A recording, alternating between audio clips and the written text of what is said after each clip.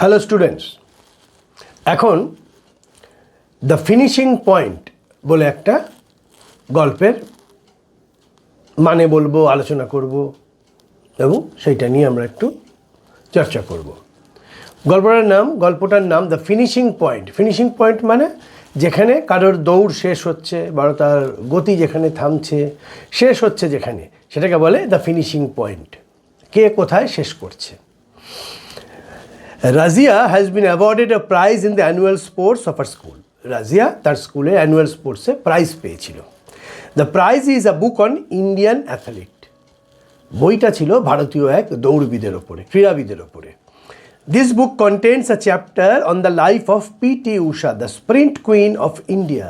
বইটার একটা পরিচ্ছেদে ছিল পিটি উষার সম্পর্কে। দ্য স্প্রিন্ট কুইন বলা হতো, গতির রাজকন্যা বলা হতো তাকে।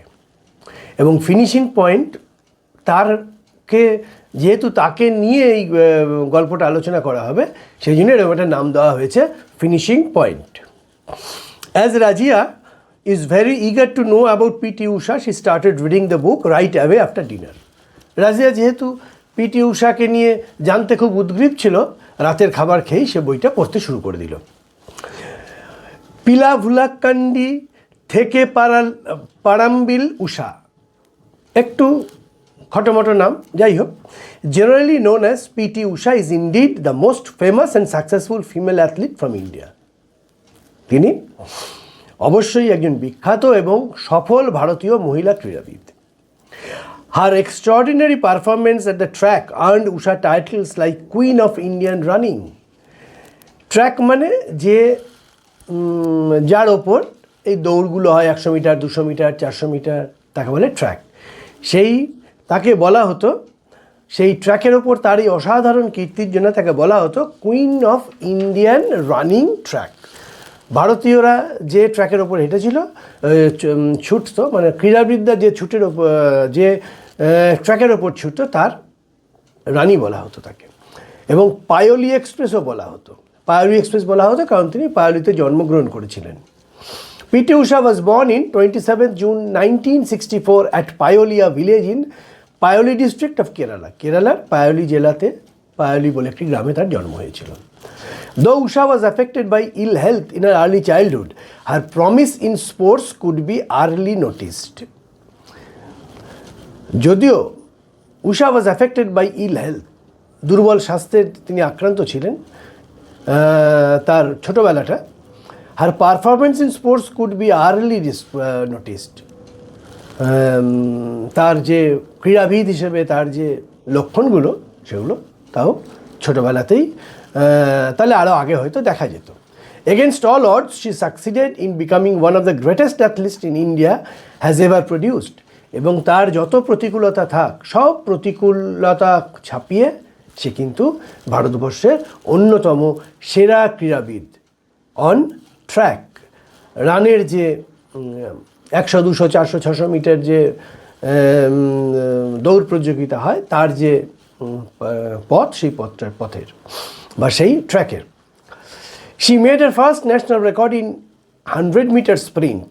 100 মিটার দৌড়ের প্রথম জাতীয় রেকর্ড করেন তিনি in 1977 when she was just 13 years old, যখন সে মাত্র 13 বছর বয়স তার তখন। P T Usha could not perform to her ability in 1980 Moscow Olympics. 1980 Moscow অলিম্পিক্সে তিনি তার পারফরমেন্স দারুণ কিছু করতে পারেননি, তার সুনামের প্রতি তিনি সুবিচার করতে পারেননি। Even in 1982 New Delhi Asiad, এবং 1982 নিউ দিল্লিতে যে এশিয়ান গেমস হয়েছিল, she could only win silver medal in 100 meters and 200 meter sprint. সেখানে তিনি 100 মিটার এবং 200 মিটারে রৌপ্য পদক পেয়েছিলেন। সবাই সোনা আশা করেছিল।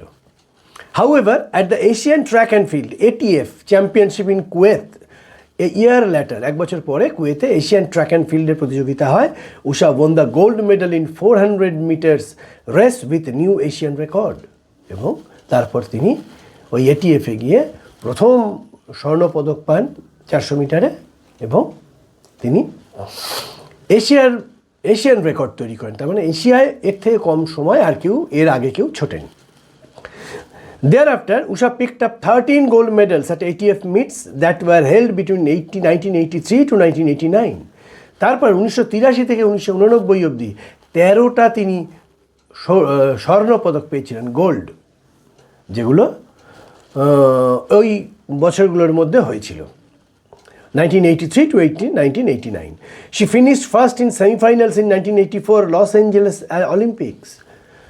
লস অ্যাঞ্জেলেসে যে অলিম্পিক হয়েছিল 1984-এ, she finished first in the সেমিফাইনালে প্রথম হয়েছিলেন, but failed in the finals, কিন্তু ফাইনালে কোনো পদক পাননি। History repeated itself when in the nail biting photo finish by 1/100th of the second Usha lost the bronze medal, এবং ব্রোঞ্জ মেডেলেও তিনি 1/100 ভগ্নাংশে তিনি ওই ফটো ফিনিশ বলা হয়, ছবি তোলা হয় দৌড়ের, সেই ফটো ফিনিশে, ক্যামেরার ছবির ফিনিশে তিনি ব্রোঞ্জ মেডেলটা হারিয়েছিলেন, ব্রোঞ্জ মেডেল তিনি জিততে পারেননি। The same incident had happened to another great Indian athlete Milkha Singh in 1960 Olympic Games. একই জিনিস ঘটেছিল মিলখা সিংয়ের সঙ্গে, তিনি 1960 অলিম্পিকে তিনি কোনো পদক অর্জন করতে পারেননি। On both these occasions the Indian athlete could win no medals. এই দুটো ক্ষেত্রেই ভারতীয় ক্রীড়াবিদরা কোনো পদক জেতেনি, ওই ফটো ফিনিশে তারা পরাজিত হয়েছিলেন। ওই ফটো ফিনিশে ওই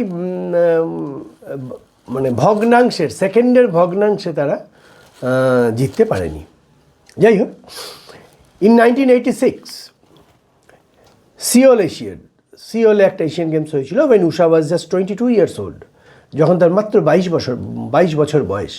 She became Asia's sprint queen by winning the 200 meters and 400 meters and 400 meters hurdle and 4x400 meters relay race. এতগুলোতে 200 মিটারে, 400 মিটারে, 400 মিটার হার্ডল এবং 400x4 মিটার রিলে রেস সবেই তিনি পদক পেয়েছিলেন। The next 5 years saw her grow from strength to strength in Asian tracks. তারপরের 4 বছর PT Usha আরও সমৃদ্ধ হয়, আরও ক্ষমতাবান হয় এবং তার রেজাল্ট বিভিন্ন টুর্নামেন্টে দিনে দিনে উন্নতির দিকে যায়।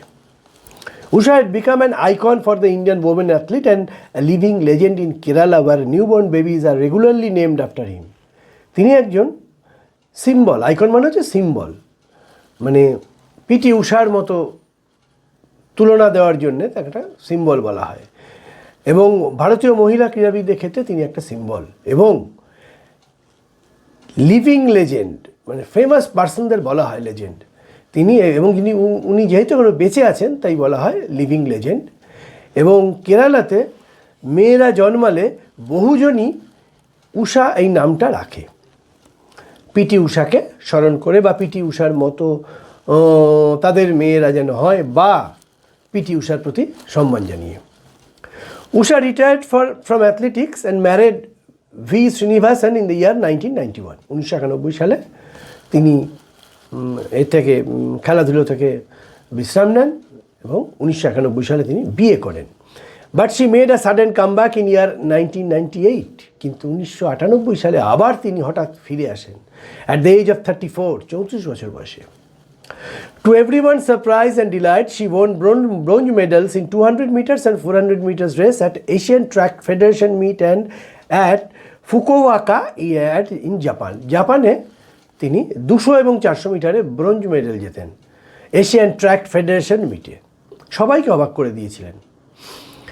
To mark her excellent service to the nation, PT Usha was honored with Arjuna Award in 1983 and Padmashri award in 1985, এবং তাকে অর্জুন পুরস্কার দেওয়া হয় 1983 সালে এবং 1985-তে দেওয়া হয় পদ্মশ্রী, তার এই অসাধারণ কীর্তি এবং দেশকে এই যে দেশের সম্মান বৃদ্ধি এবং দেশকে এইভাবে সেবা করার জন্য। অ্যাপার্ট ফ্রম দ্যাট, এছাড়া Indian Olympic Association honoured her with the title sportsman of the country. ভারতীয় যে অলিম্পিক কমিটি তাকে স্পোর্টসম্যান অফ দ্য কান্ট্রি বলে আরেকটি পুরস্কার দেন, and the sportsman of the millennium, এবং গত শতাব্দীর সেরা মহিলা ক্রীড়াবিদ, এই পুরস্কারটাও তিনি পান।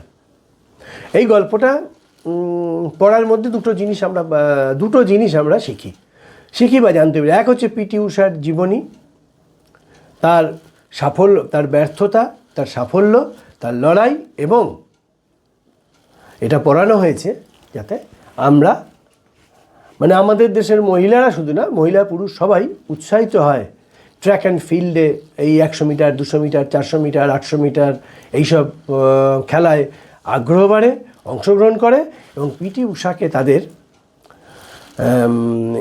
হিরো মনে করে, হিরো মনে করে, আইকন হিসেবে সামনে দেখে তারা যেন এগোতে পারে।